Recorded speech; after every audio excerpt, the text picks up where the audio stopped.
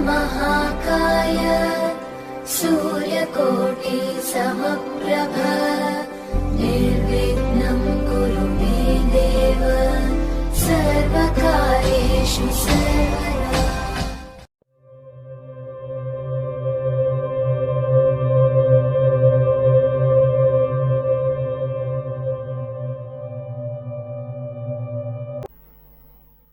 जय श्री राधे, जय Shri Krishna. YouTube channel भक्ति उमंग में आपका स्वागत है। ऐसी ही वीडियो सुनने के लिए हमारे चैनल भक्ति उमंग को लाइक एंड सब्सक्राइब करें। जय श्री राधे, जय श्री कृष्णा।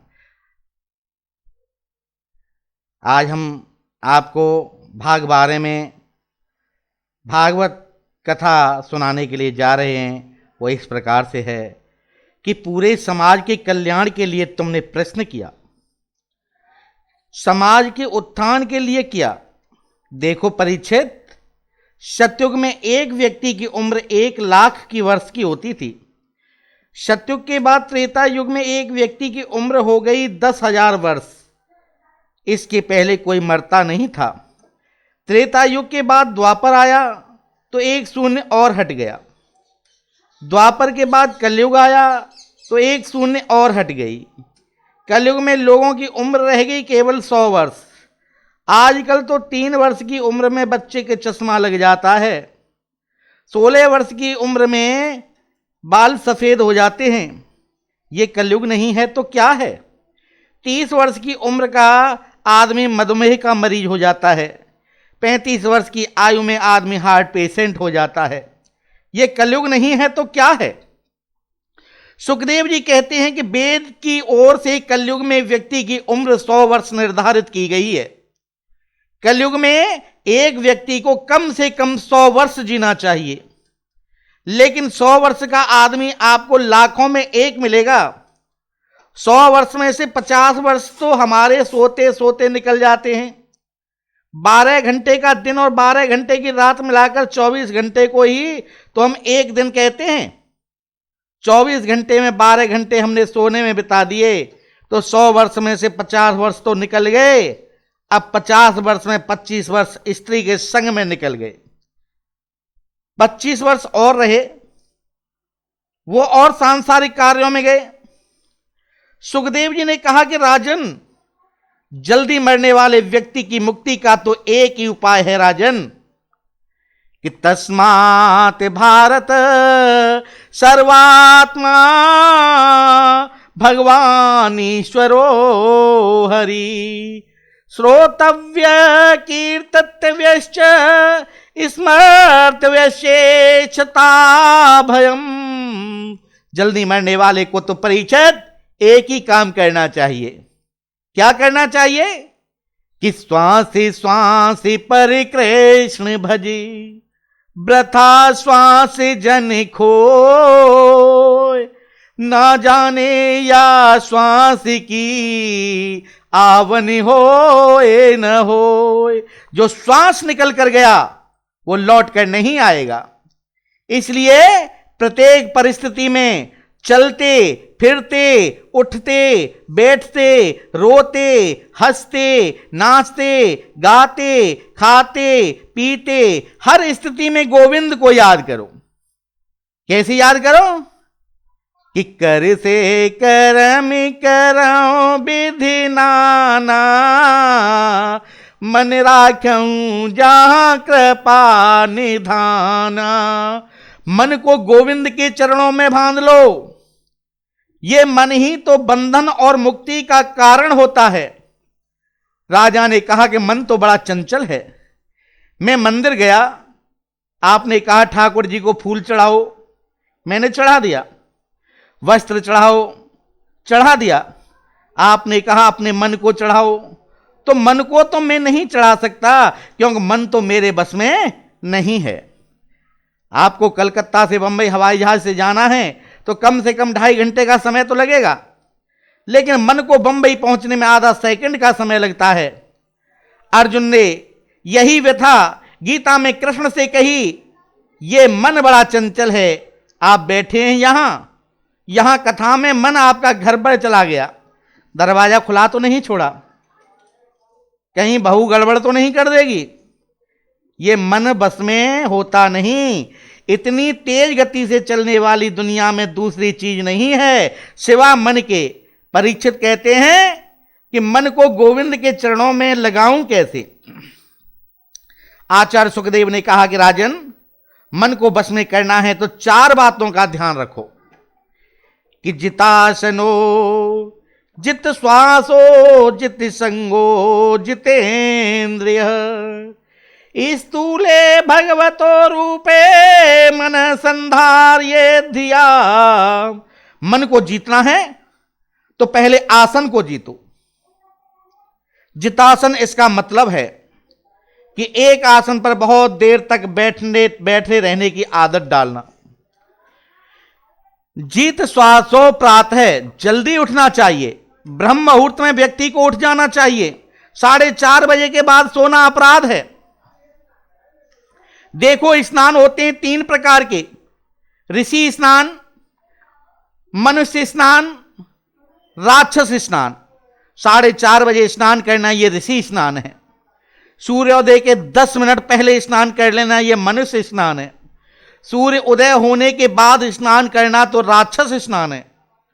सुखदेव कहते हैं कि प्रातः जल्दी उठकर स्नान करें। स्नान करने के पश्चात प्राणायाम करना चाहिए।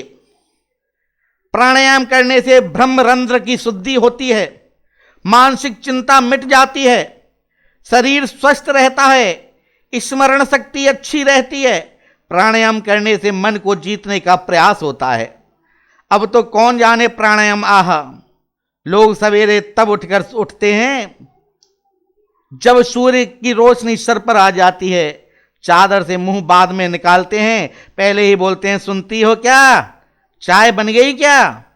पहले लिखा था कि कराग्रे बसते लक्ष्मी, कर मध्य सरस्वती, कर मूले स्थितो ब्रह्मा, प्रभाते कर दर्शनम। अब प्रभाते कर दर्शन नहीं, अब तो प्रभाते कप दर्शनम, कप दर्शन करेंगे।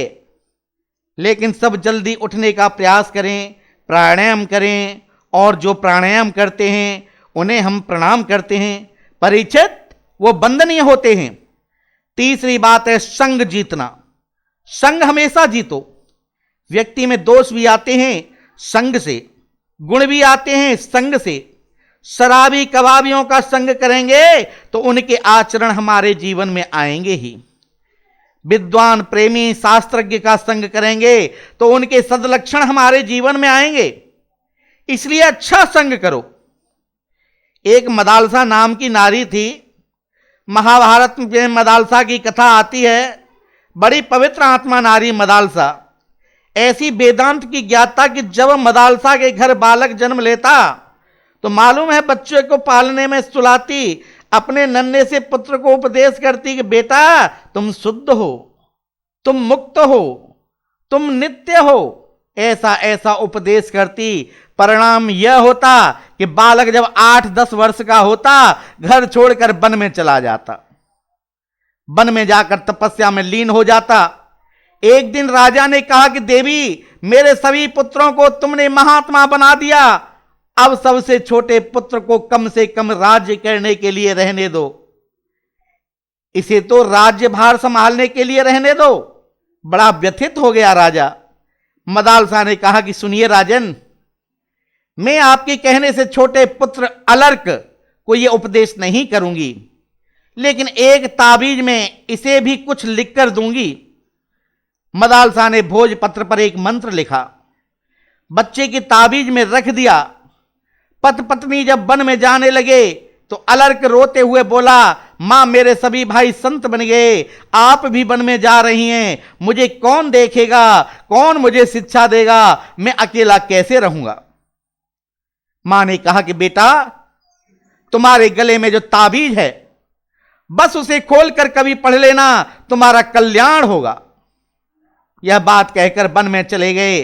अलर्क प्रशासन को बड़े सुचारू ढंग से चला रहा है। एक दिन बहुत मानसिक व्यथा हुई उसे।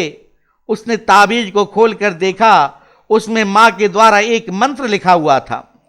संग सर्वात्मना ताजस चेत्यक्तुम न शक्यते, सतद भी सह कर्तव्य संता संगो ही भेषजम, काम सर्वात्मानां हेयो हातु चेत्यक्यते न सह, मुमुक्षा प्रतित कार्ये सेवम तस्यापि भेषजम। बेटा, संग को हमेशा त्यागने का प्रयास करो। बुरे आदमी का संग मिले ऐसा कभी प्रयास मत करो। संग करना है तो विद्वानों का करना, संतों का करना। संत संग ही भवसागर से पार उतारने की एक नौका है, नाव है, एक औषधि है। अलर्क के जीवन को एक ही मंत्र ने संवार दिया, चित संगो जितेंद्रिय। चौथी बात है इंद्रियों को जीतना, इंद्रियों को बस में करने का प्रयास करो। इंद्रियों को जिसने संयमित किया उसका जीवन आदर्श नहीं बन सकता। इंद्रियों को जिसने संयमित नहीं किया उसका जीवन आदर्श नहीं बन सकता। परीक्षित, फिर एकांत में बैठ जाएं, उसका जीवन आदर्श बन सकता है। स्थिर रूप से भगवान का चिंतन करें। पूरा विश्व प्रपंच परमात्मा का रूप है, यह सोचकर चिंतन करें। राज ऋषि परीक्षित से कहा कि चिंतन को बढ़ाओ और चिंता को मिटाओ। चिंता संसार की होती है, चिंतन परमात्मा का होता है। जब चार बातों को तुम ध्यान में रखकर व्यक्ति चिंतन को बढ़ाएगा तो ज्यादा से ज्यादा चिंतन प्रभु का करेगा। तब धीरे धीरे मन परमात्मा में लग जाएगा, मन की चंचलता समाप्त हो जाएगी, देहाभ्यास की निवृत्ति हो जाएगी। उसके बाद श्री सुखदेव ने परमात्मा का चिंतन किया, उनका दिव्य स्तवन किया। राजा ने कहा कि भगवान, सारी सृष्टि को परमात्मा कैसे बनाते हैं, और जो उपदेश आप मुझे सुना रहे हैं इसको आपने भागवत धर्म कहा है। इस भागवत का उपदेश सबसे पहले नारायण ने ब्रह्मा को किया, कैसे, मुझे बताइए। आचार्य श्री सुखदेव जी ने कहा कि राजन, सारी सृष्टि में पहले कहीं कुछ नहीं था। स्थावर, जंगम, अंडज, उद्भिज, स्वेदज, जरायुज, बिल्कुल कुछ भी नहीं था, केवल परम ब्रह्म था। एक बार परम ब्रह्म के मन में विचार आया कि मैं एक से अनेक हो जाऊं, तो देखो पहले उसने परब्रह्म ने जल का निर्माण किया। संस्कृति में जल का अर्थ होता है नार। नार माने जल और जल माने नार।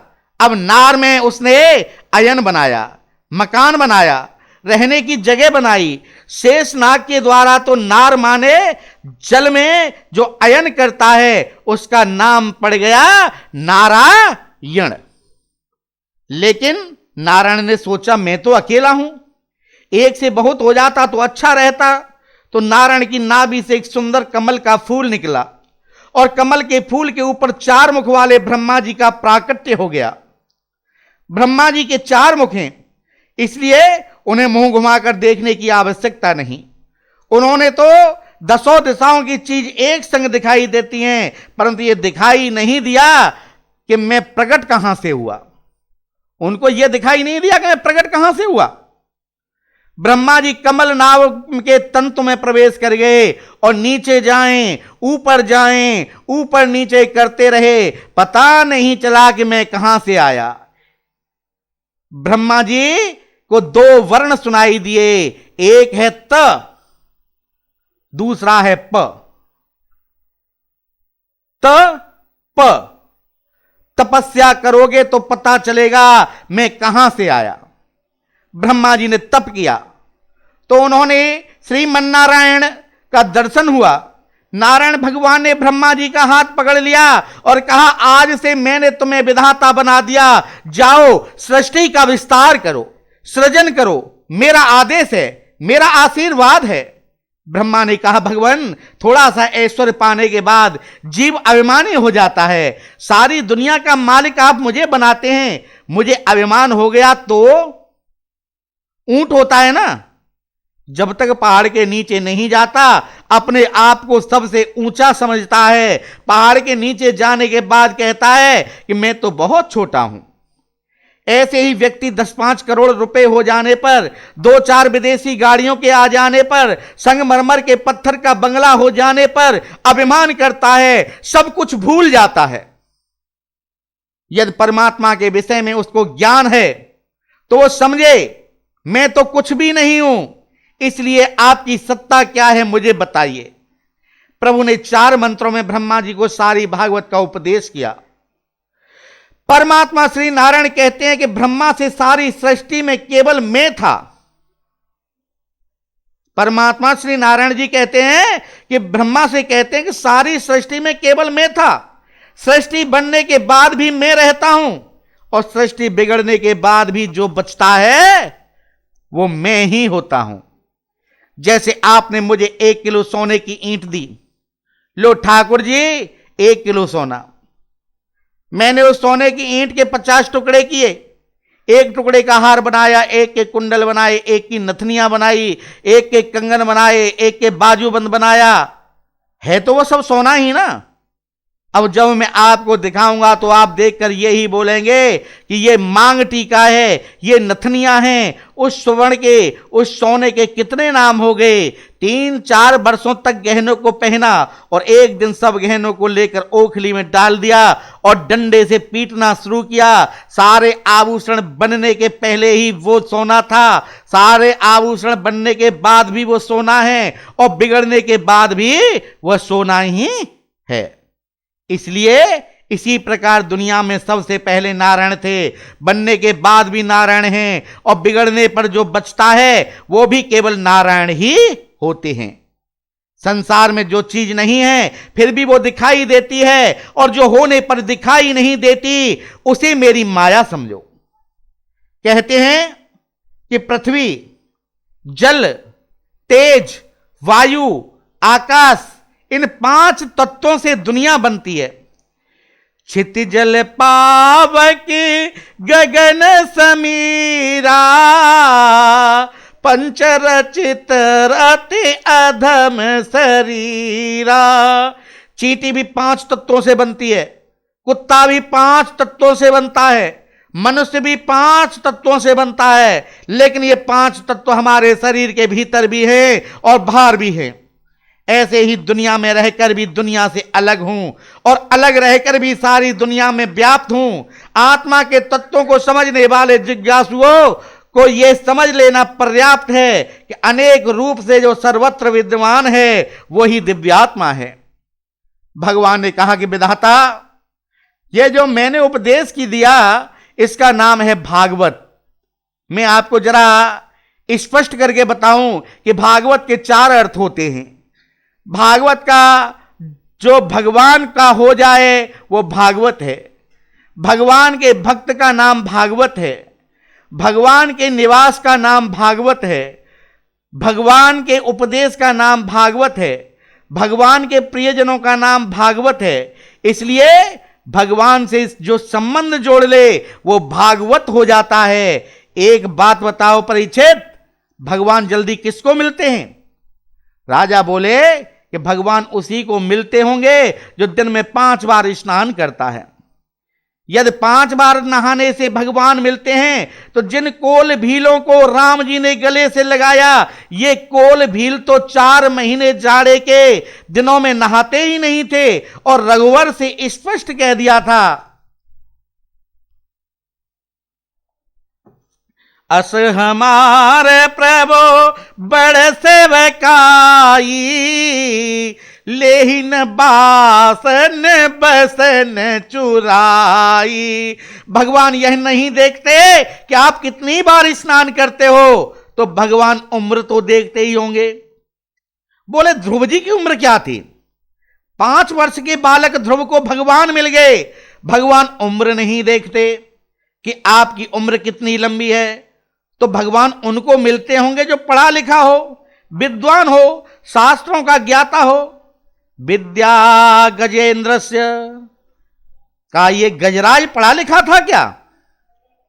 क्या गजराज ने गोविंद नाम पुकारा?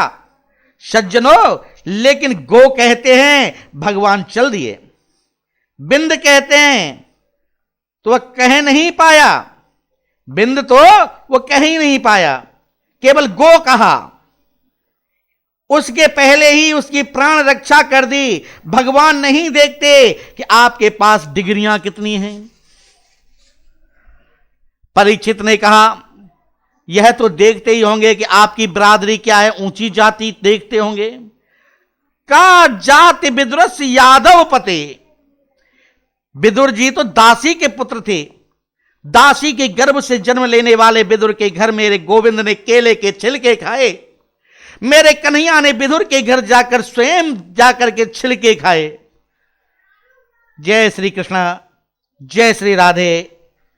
आप सभी लोगों से करबद्ध निवेदन है कि मेरे भक्ति उमंग चैनल को लाइक एंड सब्सक्राइब करें। जय श्री राधे, जय श्री कृष्ण।